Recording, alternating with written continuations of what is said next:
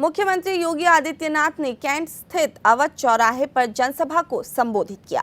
रक्षा मंत्री और लखनऊ के वर्तमान सांसद और लोकसभा चुनाव में पार्टी के प्रत्याशी राजनाथ सिंह के समर्थन में रैली को संबोधित करते हुए मुख्यमंत्री योगी आदित्यनाथ ने कहा कि सांसद के रूप में राजनाथ सिंह का कार्यकाल पूरी तरह लखनऊ के विकास के लिए समर्पित रहा है। उन्होंने आगे कहा कि आज लखनऊ स्मार्ट सिटी के रूप में नए कीर्तिमान स्थापित कर रहा है। उन्होंने कहा कि देश में प्रधानमंत्री नरेंद्र मोदी की सुनामी आ चुकी है। एक बार फिर मोदी सरकार और अब की बार 400 पार का स्वर पूरे देश में गूंज रहा है।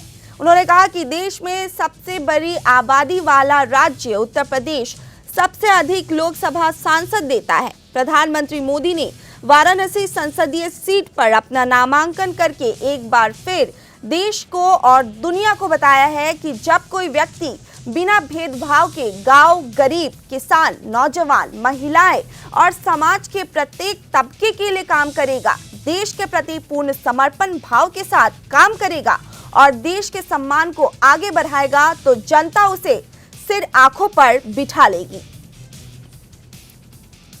भाइयों, ये पूरा चुनाव अगर सही मायने में आप देखें तो 4 चरणों के चुनाव अब तक जिस प्रकार की लहर देश के अंदर है, ये चुनाव बोलता है पूरे देश के स्वर में एक साथ अपना स्वर मिला करके बोलता है कि फिर एक बार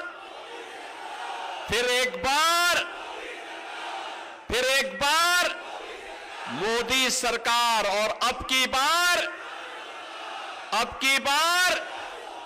400 पार। 3 चरणों के चुनाव ने साबित कर दिया है कि भारतीय जनता पार्टी एनडीए 400 पार की ओर तेजी के साथ आगे बढ़ रही, बुलेट ट्रेन की स्पीड से आगे बढ़ रही है।